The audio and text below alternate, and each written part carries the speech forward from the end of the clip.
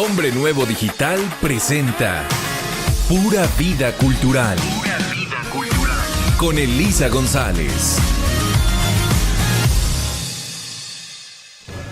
Hola, ¿qué tal, queridos amigos? Aquí estamos ya disfrutando la pura vida cultural.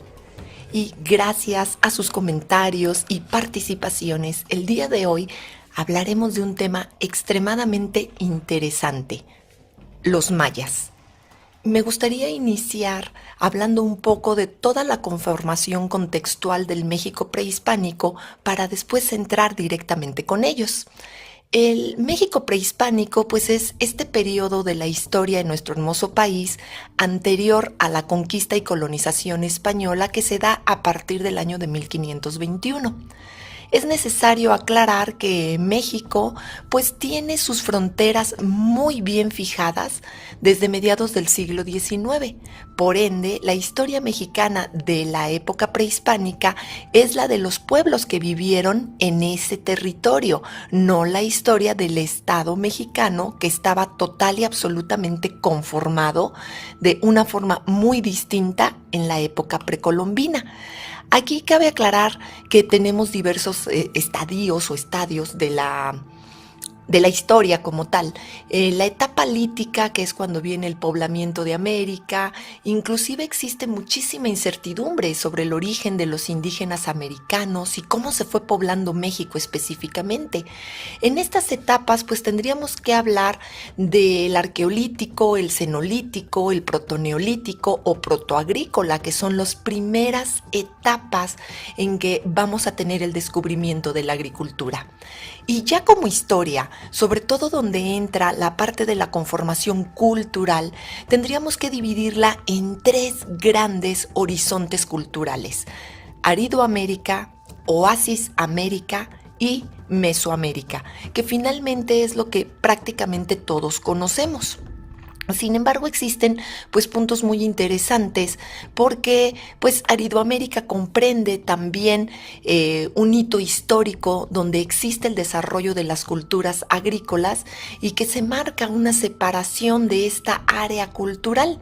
Aridoamérica entonces está ocupada por pueblos cazadores, recolectores, nómadas, y esto ocurrió aproximadamente hacia el año 2500 a.C.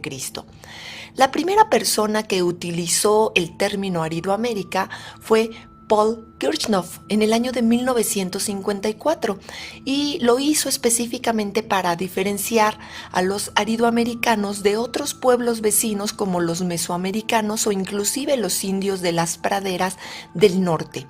Recibe este nombre de Aridoamérica porque es toda la zona norte que es árida totalmente o muy desértica, y debemos entender que había características económicas distintas entre estos pueblos que estaban dedicados a la recolección de vegetales y que lo hacían de una manera secundaria con la caza. Los patrones de residencia entre estos pobladores también eran distintos porque eran nómadas. Incluyo, o se debe incluir en ello, a los pueblos recolectores, pero también a los pescadores. Un poco del territorio que ocupaban se encuentra actualmente en Tamaulipas. El paisaje aridoamericano pues era muy variado, tenía planicies, montañas, costas, mesetas, con una vegetación y una fauna pues que también eran muy diversas, y esto pues propició que hubiera prácticas culturales orientadas a la explotación de los recursos disponibles. Ellos disponían de madera, sobre todo en la zona de California, productos del bosque, mientras que los pueblos del desierto pues llegaban a pasar penurias en tiempos de crisis, y pues tenían que comer tierra o incluso cortezas y hacer algunos rituales pues para engañar al hambre. ¿Cómo podemos distinguir a las zonas de Aridoamérica? Por su colocación histórica y geográfica en el centro y sur de California, el noroeste de Arizona, la Gran Cuenca, el sur de Texas, la zona de Apachería, el norte de México, Baja California y costa de Sonora. Un segundo horizonte cultural es Oasis América, que se refiere a una superárea cultural de México que se desarrolló en esta etapa precolombina con un proceso muy lento por la introducción de las técnicas agrícolas que tomaban sobre todo de los mesoamericanos. La antigüedad de la agricultura oasis americana pues es muy debatida. Hay quienes dicen que está entre el año 5000 al año 3500 antes de Cristo. O algunos dicen que tiempo después, entre el 3500 y 1500 antes de Cristo. Esto es entre 5000 y 3500 años de antigüedad. Uno de los factores que pues implicó que el desarrollo de la agricultura en Oasis América fuera más tardío, pues era la carencia de agua en algunas ocasiones, y nace la zona Oasis Americana en el corazón desértico de Aridoamérica, y allí vamos a tener Chihuahua, Sonora, en lo que respecta a nuestro país, y referente a los Estados Unidos tendríamos Arizona, Nuevo México, Nevada, Colorado y Utah. Fueron muchos pueblos los que habitaron esta región, hablantes de Taratajita o Taracajita, Tanoano, Ocano, Yutonagua, y entonces se llega a hacer una gran diferencia lingüística y ciertas características culturales, y ya con el desarrollo y ciertas indagaciones arqueológicas, Oasis América puede considerarse en 5 áreas perfectamente diferenciadas: Fremont, Patallana, Anasazi, Onocam y Mogollón. Las más importantes son las 3 últimas. Sin embargo, ninguno de estos puntos se encontraban tan fuertes históricamente hablando ni con tanta presencia como ocurriría con Mesoamérica. Y entonces este término Mesoamérica, ¿qué creen? También fue propuesto por el mismo autor, Paul Kirchhoff, en virtud de que él separaba estas grandes culturas antiguas, lo que les decía, en el año de 1954. Y bueno, pues esta parte de Mesoamérica pues tiene toda una separación en lo que sería el periodo preclásico, el clásico y el posclásico. Y tenemos que hablar de una cultura, pues si bien unificada, con grandes rituales, tenían puntos específicos de separación. Había construcción de centros ceremoniales, mitología común, aunque con diferentes nombres, una numeración vigesimal, y tenían como un dato muy importante la cuenta del tiempo. Sin embargo, esto sería lo que se conoce como sustrato común de Mesoamérica. Pero tendríamos que dividir también que estas culturas, sobre todo las del sur, llegarían a América Central, incluyendo Guatemala, Salvador, Nicaragua, Honduras y Costa Rica. Y entonces algunas de estas culturas limitaron sus fronteras y contrajeron o expandieron en el transcurso de su historia sus límites. Y muchos de ellos llegaron del periodo clásico, inclusive un poco al posclásico. Entonces tenemos todas estas culturas que cronológicamente pues se nos ha señalado la aparición de los olmecas. Tenemos a los mayas, zapotecas, mixtecos, teotihuacanos, los tumbas de Tiro, toltecas, mexicas, la Triple Alianza, los tepanecas, los tarascas, también conocidos como purépechas, los chalchihuites, capachas, aztatlán, mezcalas, yopes y tlapanecos, huastecos, totonacas, chichimecas, mazaguas y mijes. Todos ellos con una presencia aproximada desde el año 2500 a.C., donde tenemos que hablar del periodo preclásico. Y aquí es donde se define como lo más antiguo. En este periodo pues tenemos ya algunos vestigios de fabricación de cerámica y encontradas en Guerrero, muy cerca de lo que actualmente es la localidad de Puerto Marqués. Los primeros 1300 años de este periodo se denominan preclásico temprano. Y pues es una época en la que se desarrollan de manera muy lenta los rasgos característicos de Mesoamérica y cambian a la sedentarización. La práctica de la agricultura prácticamente, valga la cacofonía, está consolidada. Y entonces aquí se complementan actividades como la pesca, la recolección, la caza. Se sabe que las personas vivían en pequeñas aldeas que construían con casas de barro, una población verdaderamente reducida, y aquí vamos a tener algunas zonas como Tlatilco, Coapexco, Chalcatzingo en el centro, y también se incluye en Oaxaca la región de San José Mogote. El desarrollo de estas aldeas pues se considera como el preclásico medio, y ya la vida aldeana pues se va a establecer como algo mucho más complejo, y aquí tenemos la presencia de los olmecas. Los principales sitios de cultura de ellos fueron La Venta, Tres Zapotes, San Lorenzo, ¿sí? Chacalcingo ya en el estado de Morelos también, y tenemos alguna presencia en Guerrero. La declinación de la cultura olmeca se da en el preclásico tardío, y aquí vamos a tener ya la presencia también de las civilizaciones en Cuicuilco, en el sur del Valle de México, en Chupícuaro, en Michoacán, y vamos a tener más tarde presencia con Teotihuacán, con Xite, cerca del año 150 ya después de Cristo, y también vamos a tener presencias en el Bajío y en la Cuenca lacustre.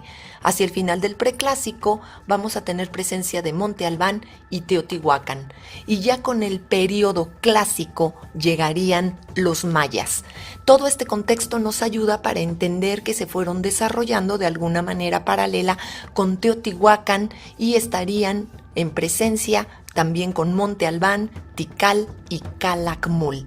Y pues bueno, con esto dejamos nuestra introducción a los mayas para entender cómo se desarrollaron y todo el impacto que tuvieron. Y continuamos después de un corte, queridos amigos. Continuamos, queridos amigos, hablando de los mayas, ya con toda esta gran introducción contextual. Te recuerdo que puedes comunicarte con nosotros a Hombre Nuevo Digital. Tenemos un WhatsApp que es el 55 62 48 94 24. Aquí esperamos tus comentarios y sugerencias. Y también en Hombre Nuevo Digital en las redes en Facebook y en www.hombrenuevo.mx. Quiero asimismo agradecer nuevamente por este espacio que le brindan a Pura Vida Cultural. Y también pueden encontrarnos en nuestras redes. Estamos de esta forma en Facebook. Recuerda que allí te estamos esperando constantemente. Nos encanta escucharte, y sobre todo las sugerencias como esta que nos hicieron de los mayas. Y para que nos digas qué más te interesa escuchar y qué otros temas quieres que tratemos tanto en redes como en este espacio de Pura Vida Cultural en radio. Comunícate con nosotros. Tenemos un WhatsApp en el 55 36 75 60 59. Siempre tenemos recomendaciones, eventos, y haciendo un paréntesis también importante en estas fechas, no te pierdas lo que son los festivales de Día de Muertos, y sobre todo hay un gran festival de las Lloronas para todos nuestros amigos que nos escuchan en las cercanías o en el propio estado de Guerrero, en Taxco, en este hermoso pueblo mágico. Los días de muertos te vas a encontrar un festival lleno de 1000 actividades, no te lo pierdas. Y bueno, continuamos entonces con los mayas. Si bien hacia el año 600 a.C., como dijimos, el territorio y el panorama estaba dominado principalmente por los teotihuacanos, el hecho es que ya había una gran presencia maya en sus inicios. Esta civilización, como dijimos, se desarrolló en Mesoamérica y destacó por varias cosas, principalmente por su escritura jeroglífica, que es uno de los pocos sistemas de escritura plenamente desarrollados dentro de nuestro continente en este periodo precolombino. Tuvieron un nivel altísimo en arte, en la arquitectura, en sus sistemas de numeración, en la ecología inclusive, y en su astronomía. Desarrollaron la región que abarca el sureste de México, esto es, se desarrollaron o vivieron allí, y los estados que debemos mencionar son Yucatán, Campeche, Tabasco, Quintana Roo y la zona oriental de Chiapas. Sin embargo, como dijimos, el límite no estaba señalado para nuestro país, así que la extensión ocupa también Guatemala, Belice, la parte occidental de Honduras y de El Salvador. Y esta región se compone principalmente de tierras bajas que abarcan la península de Yucatán, las tierras altas de la Sierra Madre, que se extiende por el estado mexicano de Chiapas, así como el sur de Guatemala hasta El Salvador, y las tierras bajas del sur en la llanura litoral del Pacífico. Se tiene por conocimiento algo que llamamos o denominamos periodo formativo, que es antes del 2000 a.C.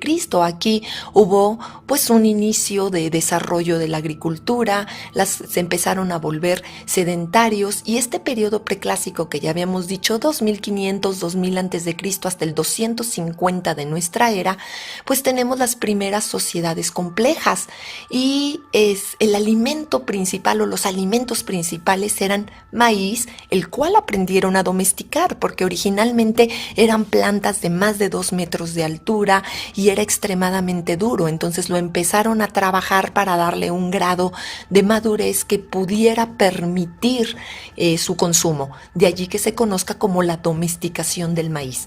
Tenían también frijol, calabaza y por supuesto Chile. No podíamos esperar algo distinto en nuestro hermoso país. Las primeras ciudades mayas se desarrollaron en torno al año 750 a.C. y alrededor de el año 500 a.C. estas ciudades ya poseían una arquitectura monumental. Tenían grandes fachadas de estuco. Este material similar al yeso, pero con un poco de cal, por ende su acabado es un tanto más beige o aperlado y con una leve textura arenosa. Ellos tenían una escritura glífica, esto es conformada por glifos, que se empezó a utilizar desde el siglo III a.C. y ya después, en el preclásico tardío, pues hubo otras grandes ciudades como la cuenca del Petén y se alcanzó una gran prominencia en el altiplano guatemalteco. Ya a partir del año 250 de nuestra era hay un gran levantamiento de monumentos y se emplean las fechas de la cuenta larga. Ellos tenían 2 calendarios, uno agrícola que era de 260 días, que era el que corresponde al tiempo de siembra y cosecha, y tenían otro calendario que es el religioso, que es el que se compone de lo que conocemos actualmente como los 365 días. Sin embargo, ocurría algo muy interesante, que es en este periodo pues se desarrollan numerosas ciudades-estado que están vinculadas entre sí por una compleja red de comercio, y entonces surgen 2 grandes poderes rivales que son Tikal y Calakmul, y se vio también la intervención extranjera en la política dinástica maya porque Teotihuacán desde el centro de México empezó a tener influencia. Aquí a veces nos preguntan, pero ¿cómo? Pues sí hay una interrelación entre ellos, inclusive cuando uno va a Cacaxtla, en Tlaxcala, pues todos los murales de las batallas y que los que son considerados los mejor conservados de Mesoamérica, amigos, tenemos que ir todos juntos a Cacaxtla, que tienen de presencia cultura maya y cultura teotihuacana. Sí, entonces tienen una gran presencia con esta influencia de los teotihuacanos con los mayas también, y en el siglo IX se produce un colapso político general en la región central maya que va a originar algunas guerras internas, el abandono de las ciudades y un desplazamiento poblacional hacia el norte. Durante el periodo posclásico surge Chichén Itzá en el norte y se produce la expansión del reino quiché en Guatemala. Y ya sería en el siglo XVI que el Imperio Español coloniza la región mesoamericana, y aunque ustedes no lo crean, los mayas opusieron una gran resistencia, al grado tal de que si bien la conquista se da en el año de 1521, el último reducto maya en caer es en el año de 1697. Esto es, estamos hablando casi de 2 siglos después, poco menos.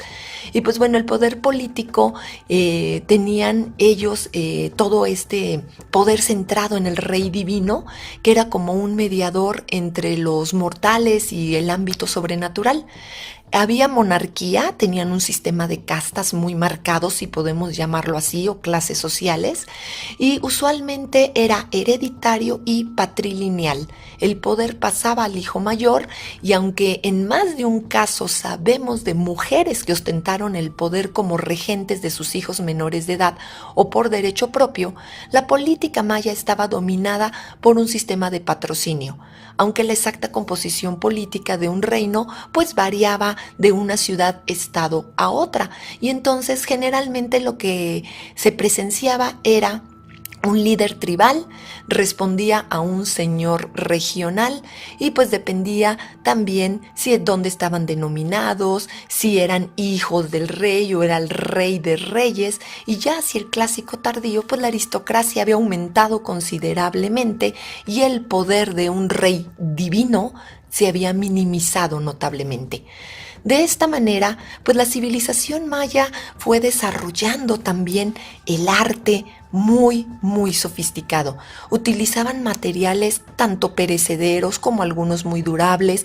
Había artesanía en madera, pero también en jade, en obsidiana, cerámica, monumentos de piedra tallada, estucos, murales finamente pintados. Y las ciudades mayas pues solían expandirse sin planificación. El centro de una ciudad, por ejemplo, tenía un complejo ceremonial y alrededor tenía pues edificios administrativos y había una irregular expansión de los barrios residenciales. Era muy común encontrar calzadas que conectaban una zona con la otra y había palacios, templos piramidales, juego de pelota ceremonial, ya sabemos, donde el que ganaba era sacrificado porque era un alto honor. Y había grandes estructuras alineadas para la observación astronómica. La élite maya sabía leer y escribir, esto es, tenían un alto rango de formación. Ellos desarrollaron también este complejo sistema de escritura que mencioné hace un rato y grabaron su historia y su conocimiento ritual en los libros y lo hacían en forma de un biombo, en estos códices también, en donde solamente nos quedan 3 ejemplos que no se ha cuestionado su autenticidad y el resto pues fue desafortunadamente destruido por invasores españoles. Existe un gran número de inscripciones mayas, tanto en estelas como en cerámica, y los mayas desarrollaron pues toda una serie de calendarios que se entrelazaban y ellos emplearon muchísimo las matemáticas y fueron los primeros en utilizar, ¿qué creen?, el número 0, ya de esta manera muy explícita en el mundo antiguo. Pues, ¿qué les parece, amigos? Aquí ya hemos hablado de Mesoamérica, de las diferentes culturas que la componían y bueno, pues de los mayas, de su ubicación geográfica y un poquito de sus antecedentes y de las etapas en las que se desarrollaban. Pero regresando del corte, continuaremos con otros detalles, principalmente de su desarrollo artístico. No se nos despeguen, regresamos. Queridos amigos, ¿qué les está pareciendo todo esto del mundo de los mayas? Recapitulando, pues hemos mencionado que surgen en el suroeste de México, parte de Centroamérica, y que estos pueblos hablantes de lenguas mayas iniciaron su desarrollo aproximadamente 2000 años antes de Cristo. Lo que no hemos mencionado es que aún habitan en esa región sus descendientes, los chontales, choles, chortis, yucatecos, tzetzales, tzotziles y lacandones, entre algunos otros. Ellos forjaron una de las brillantes culturas mesoamericanas y destacaron en ciencia y en arte, como les dije. Construyeron grandes centros cívicos ceremoniales, ciudades, pirámides, templos y destacaban en las estelas y los altares políticamente organizados en estados independientes y también fueron unos grandes y poderosos guerreros. Ellos crearon una escritura jeroglífica propia y un sistema de numeración posicional vigesimal. Utilizaron el 0 siglos antes de que los europeos lo conocieran por conducto de los árabes. Además de sus conocimientos matemáticos, también se distinguieron por ser unos grandes astrónomos. desarrollaron el sistema calendárico casi perfecto con un punto de partida que se llamaba Era Maya o que nosotros denominamos Era Maya. Ellos conocían la duración del ciclo solar, de las lunaciones, el ciclo de Venus y también fueron capaces de predecir los eclipses. La época de máximo desarrollo cultural es la llamada clásica, que ocurrió entre el año 300 y 900 después de Cristo, y en ella lograron la consolidación, pero también el perfeccionamiento de sus creaciones materiales, intelectuales y artísticas. Y a partir del siglo X, por una serie de factores socioeconómicos como el hecho de que al área maya llegaron nuevos grupos procedentes del altiplano central, como dijimos, principalmente los teotihuacanos, pero también de la costa del Golfo, terminó esta época de esplendor y se inicia lo que conocemos como posclásico. Y trayendo todo esto como resultado, cambios culturales, innovaciones ideológicas y materiales, en resumen, pues un nuevo orden de vida. Y ese momento histórico y sus procesos se ven interrumpidos de una forma muy abrupta por la llegada de los españoles y la posterior consumación de la conquista. Entonces, habíamos dicho que las zonas principales pues estaban en Tabasco, Chiapas, Yucatán, Quintana Roo, también en Guatemala, principalmente el Petén, Belice, Honduras y El Salvador. Ellos pues tejían fibras para sus cuerdas, sus redes y su vestuario. Utilizaban muchísimo decorado en algunos de sus vestidos, sobre todo para las ceremonias. Para cazar, labraron obsidiana y obtuvieron finas puntas para sus lanzas, hicieron dardos y con los huesos de sus presas elaboraron punzones y agujas. Ellos tenían canoas y balsas que utilizaban para viajar a las diferentes regiones y también para cargar sus mercancías. Y sobresalen en un principio la zona de Civil Chaltún en Yucatán y Cobá en Quintana Roo. Para los mayas, al igual que los pueblos de estas regiones de Mesoamérica, pues todo inicia con el descubrimiento del maíz y su domesticación. Convertidos desde entonces en sedentarios, esto intensificó la vida en pequeñas agrupaciones urbanas. Tenemos también tierras mayas bajas como Tikal y Oaxactún en Guatemala. Ambas cobraron una gran importancia porque tienen grandes inicios arquitectónicos, valga la cacofonía, artísticos e intelectuales.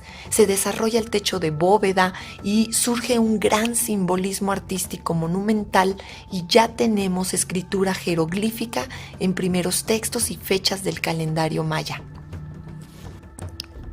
El periodo clásico maya, también llamado teocrático, abarca desde los años 200 a 900 de nuestra era aproximadamente, y se recibe este nombre porque en un principio se creyó que fue el grupo sacerdotal el que detentó el poder político y que toda la vida económica, social y cultural tuvo su gran desarrollo en torno a la religión. Esta etapa se divide en dos grandes fases con base en la diferencia de los vestigios arqueológicos, el clásico temprano y el clásico tardío. En el temprano hay una fuerte y marcada influencia teotihuacana. Aquí hay una arquitectura de talud tablero, que son estos soportes horizontales y verticales en los edificios. Hay un sistema político con una sucesión dinástica patrilineal, como dijimos, de padre a hijo, guerras de conquista y centros ceremoniales muy bien establecidos. El principal fue Copán en Honduras, ¿sí?, junto con Tikal. Copán es un centro científico de los mayas, es un centro astronómico por excelencia.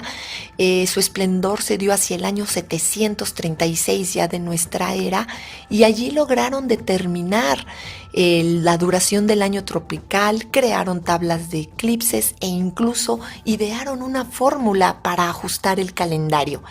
Pero ¿sabían, amigos, que ellos tenían un ajuste para lograr que los años fueran precisos sin tener lo que en la actualidad es nuestro año bisiesto? Sí, ellos iniciaban un año, por ejemplo, el año 1 decían, lo iniciamos en el norte a las 0 horas. El año 2 en el este a las 6 horas. El año 3 en el sur a las 12 horas. El año 4 en el oeste a las 18 horas. Y de tal manera cuando empezarían el quinto año, otra vez lo hacían a las 0 horas, esto es a medianoche. Y de esa forma pues habían recuperado a partir de cada año 6 horas adicionales, las 24 horas del día bisiesto que nosotros tenemos en nuestro actual calendario gregoriano. Así de precisos eran. Ahora bien, en el clásico tardío hubo una notable recuperación y florecimiento de la cultura maya. Aquí revive Tikal y Cobal, pero surgen con un gran auge y una gran presencia ciudades como Palenque, Bonampak, Uxmal, Yaxchilán y Cabá. Todavía tenemos grandes vestigios, sobre todo en la zona de Palenque, que es hermosísima.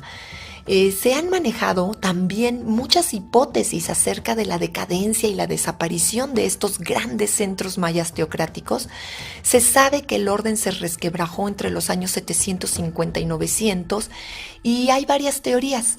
Una nos habla del colapso ecológico que sufrió la región a raíz de la destrucción de la selva, que los sistemas agrícolas que los mayas empleaban pues devastaron la zona y no fue suficiente para alimentar a una población creciente.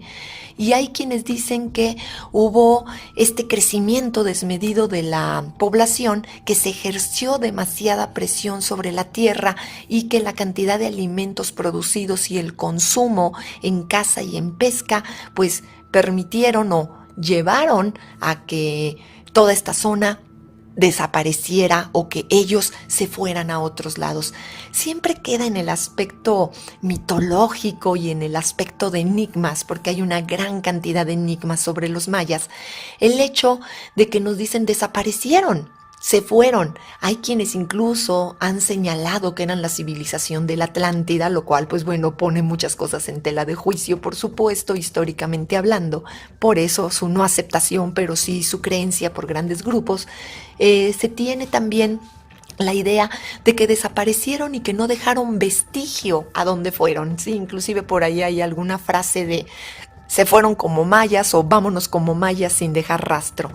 Hay quienes hablan de grandes terremotos, hay quienes dicen que el poder y la autoridad estaban en manos de un grupo de nobles y sacerdotes que imponían al pueblo fuertes cargas tributarias, tanto en trabajo como en especie, y que el pueblo pudo haberse levantado en una sangrienta rebelión o bien emigrar en masa hacia otras tierras, abandonando por completo las ciudades.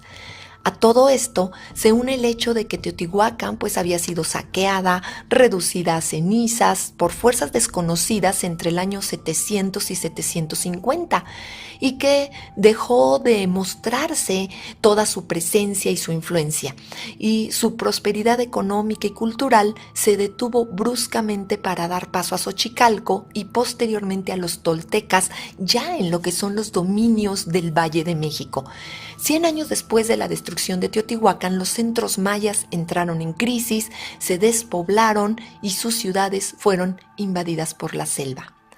En el posclásico maya, que va del año 900 al 1687 después de Cristo, toda vez que se habían abandonado los centros ceremoniales, la fuerza generadora de esta época pues fue una corriente migratoria.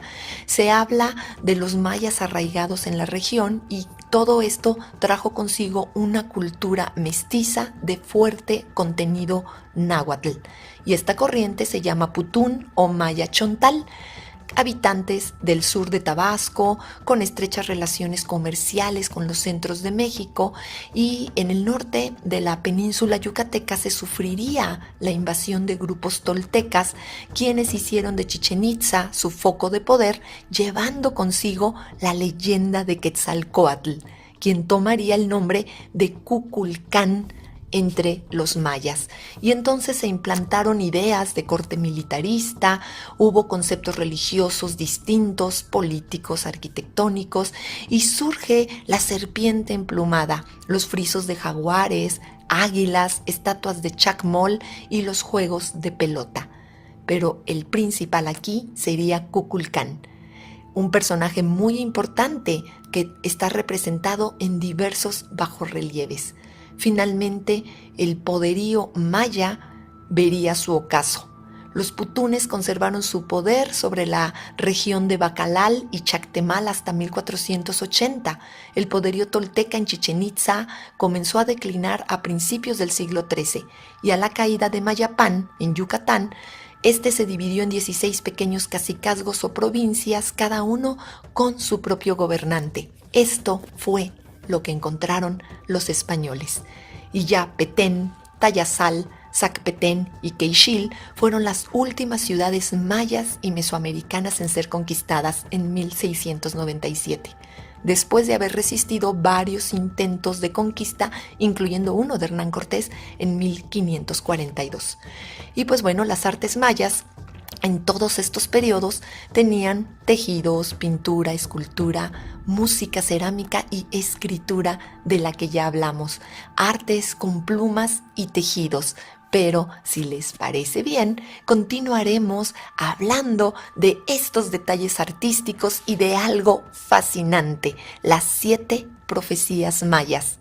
Y esto podremos verlo pues a través de nuestro siguiente y último bloque.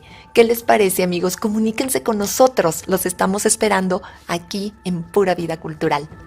Seguimos aquí, queridos amigos, y estamos hablando de los mayas. Hablamos ya de su cultura, de su historia, y me voy a centrar un poco en arte y mitología para este último bloque. Los mayas clásicos desarrollaron, según las regiones y el periodo histórico, diversos estilos de arquitectura, tejidos, pintura, escultura, como les mencioné, música, cerámica. Y uno de los grandes atributos era el arte con plumas y tejidos.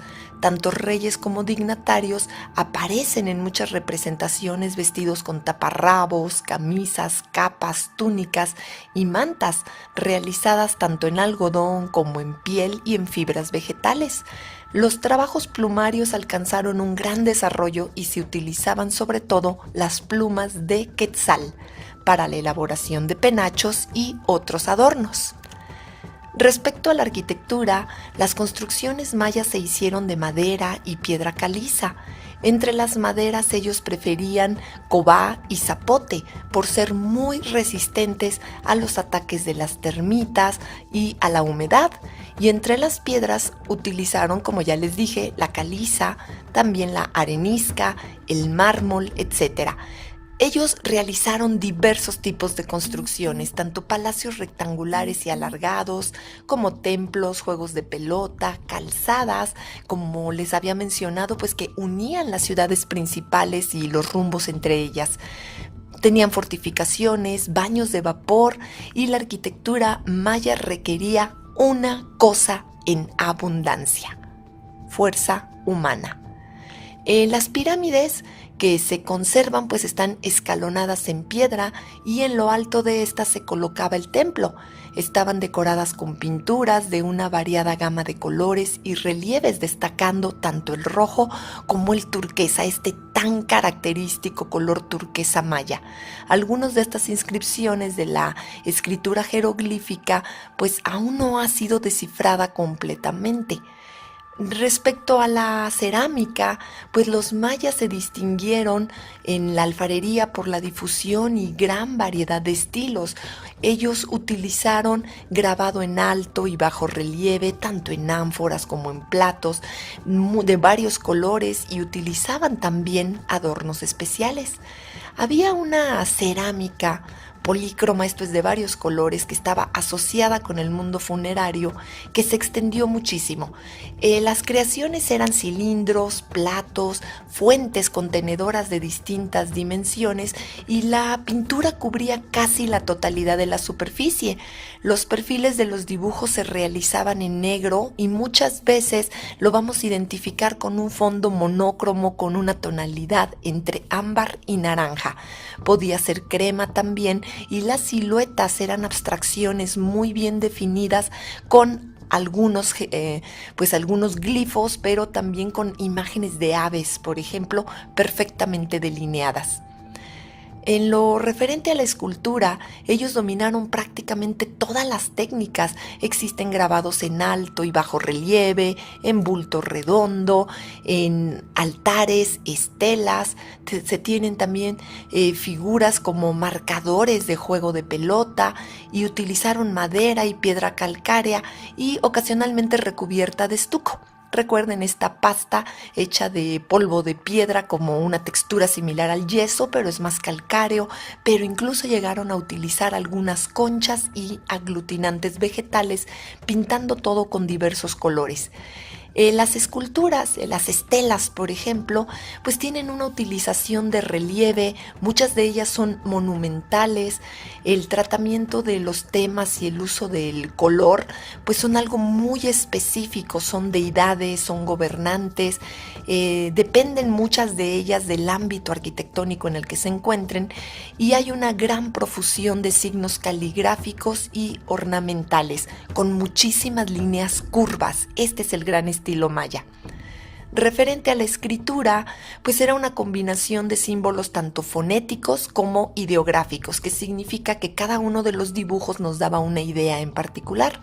Se sabe que los mayas desarrollaron el sistema de escritura más completo de todos los pueblos indígenas, mesoamericanos y americanos en general. Y los códices, como mencionamos hace un rato, pues se conservan como vestigios importantes. 3 de ellos son los que en verdad se certifica su autenticidad. Tenemos que se conservan en museos europeos el Códice de Dresde, que fue escrito en el siglo XIII y contiene un tratado de adivinación y astronomía. El Códice de París, posiblemente del siglo XIII, que contiene profecías y adivinaciones. Y asimismo el Códice de Madrid, que contiene horóscopos y almanaques. Reciben estos nombres porque se encuentran en estas ciudades europeas. Respecto a la pintura, los mayas practicaron la técnica al fresco, que es poner una superficie de estuco sobre un muro y antes de que se seque aplicar la pintura para que ésta penetre y forme parte de la superficie añadida. A veces plasmaron la perspectiva, aunque esta era muy superficial, por llamarlo de alguna manera. La mayor parte de las veces lo que hacían era pintar a los personajes de perfil. Y esto pues tiene cierto paralelismo con la pintura egipcia. Los tonos preferidos eran, como ya les mencioné, el rojo y una gama de azules, principalmente lo que conocemos como el turquesa maya. La pintura mural se da principalmente en el periodo clásico, alcanza una gran perfección técnica, una gran calidad artística y logra un difícil equilibrio entre el naturalismo de los diseños y la gravedad impuesta por el convencionalismo de los temas. Aunque ellos utilizaron tintas planas que estaban carentes de perspectiva en su gran mayoría, los muralistas mayas supieron crear una ilusión de espacio y profundidad. Sí, entonces algo muy interesante con los mayas, pues es que esta civilización nos deja un gran legado en todas las facetas. Y un punto que me han pedido que hable es el de las 7 profecías mayas. La primera habla del final del miedo. Dice que nuestro mundo de odio y materialismo terminará el sábado 22 de diciembre del año 2012. Recordemos que estas ya son adaptaciones hechas para nuestro calendario gregoriano. Para ese día, la humanidad tendría que escoger entre desaparecer como especie pensante que amenazaba con destruir el planeta o que aún amenaza, o evolucionar hacia la integración armónica con todo el universo, comprendiendo que todo está vivo y consciente y que somos parte de ese todo y que podemos existir en una nueva era de luz. Esta primera profecía nos señalaba en este ciclo maya de 5.125 años que a partir de 1999 quedarían solo 13 años para realizar los cambios de conciencia y actitud. para desviarnos del camino de destrucción por el que avanzamos hacia uno que abra la conciencia y la mente para que el ser humano se integra con todo lo que existe. Aquí hay que aclarar algo importante: los mayas nunca hablaron del fin del mundo como un hecatombe que iba a destrozar el planeta, sino del fin del mundo como lo conocíamos para dar paso a una nueva era de otros 5,125 años. La segunda profecía maya anunciaba que a partir del eclipse de sol del 11 de agosto del 99, el cual sí ocurrió, vimos o veríamos un anillo de fuego que se recortaba contra el cielo, y debemos recordar que este fue un eclipse sin precedentes en la historia. Se alinearon en cruz cósmica con el centro en la Tierra casi todos los planetas del sistema solar. Se posicionaron en los 4 signos del zodiaco que representan a los 4 evangelistas y los 4 custodios del trono que protagonizan el Apocalipsis según San Juan. Además, se proyectó una sombra lunar y sobre la Tierra atravesó toda esta sombra desde Europa, pasando por Kosovo, luego por Medio Oriente, Irán e Irak. Posteriormente se dirigió a Pakistán y la India. Y todo esto en el 99 parecía predecir un área de guerras y conflictos que bien sabemos a casi 20 años de distancia que así ha sido. Los mayas predijeron que en 1999 iniciaría la era del tiempo no tiempo, una etapa de cambios rápidos en los que sería necesario renovar nuestros procesos ideológicos, sociales y humanos. Al final de ese ciclo, cada hombre sería su propio juez o cada persona sería su propio juez al entrar al salón de los espejos y examinar todo lo que hizo en su vida. La tercera profecía dice que una ola de calor aumentará la temperatura del planeta, produciendo cambios climáticos, geológicos y sociales sin precedentes y con una velocidad asombrosa. ¿Casualidad, amigos?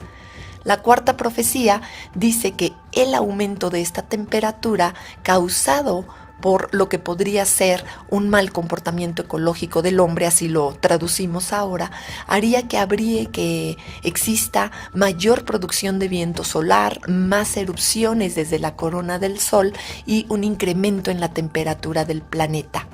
Ellos dejaron registrado en el Códice Dresde que cada 117 giros de Venus, esto es cada 584 días, aparece en el mismo sitio el Sol y que éste iría sufriendo fuertes alteraciones con manchas o erupciones de viento solar.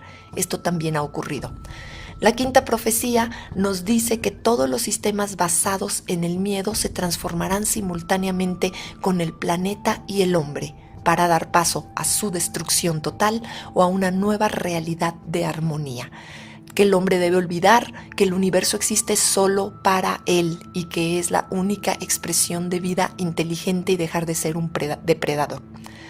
La sexta profecía dice que en los próximos años aparecerá un cometa cuya trayectoria pondrá en peligro la existencia misma del hombre.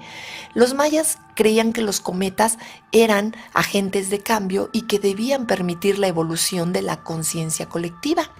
El cometa del que habla la sexta profecía también fue anunciado por muchas religiones y culturas.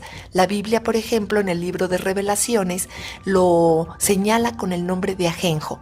Si ese cometa aparece, es posible que su trayectoria lo lleve a chocar contra la Tierra, aunque hay quienes dicen que ya pasó y que fue muy cerca. Finalmente, la séptima profecía maya nos habla del momento en que el sistema solar en su giro cíclico sale de la noche para entrar al amanecer de la galaxia, y que esto ocurrió en el año 2012, lo cual permitió que el ser humano tuviera una transformación interna, lo cual llevaría también otro ciclo de 13 años, y que para el año 2025 estaremos preparados para una nueva mentalidad. ¿Qué les parece, amigos? Entonces, para cerrar, menciono un escrito de Amalia Cardós, una curadora de la cultura maya, que dice: la antigua civilización maya, desarrollada en un periodo de tiempo mayor a 2000 años, desplegó su cultura en un territorio de casi 400,000 kilómetros cuadrados y fue, por su creatividad artística y científica, una de las más notables y complejas del mundo mesoamericano. Logró establecerse en un medio ambiente ambiente diverso cuya variedad natural enmarcó a una cultura igualmente multifacética. Yo diría una cultura que aún hoy nos asombra. Pues, ¿qué les ha parecido, amigos? Estamos terminando por hoy. Espero que se encuentren muy, muy bien. Les recuerdo que soy su amiga Elisa González y soy Pura Vida Cultural. Hombre Nuevo Digital presentó Pura Vida Cultural con Elisa González. Nos escuchamos la próxima semana. Hombre Nuevo Digital. Transmite en vivo desde la Ciudad de México para todo el mundo. Radio digital y formación humana las 24 horas del día. Hombre Nuevo Digital.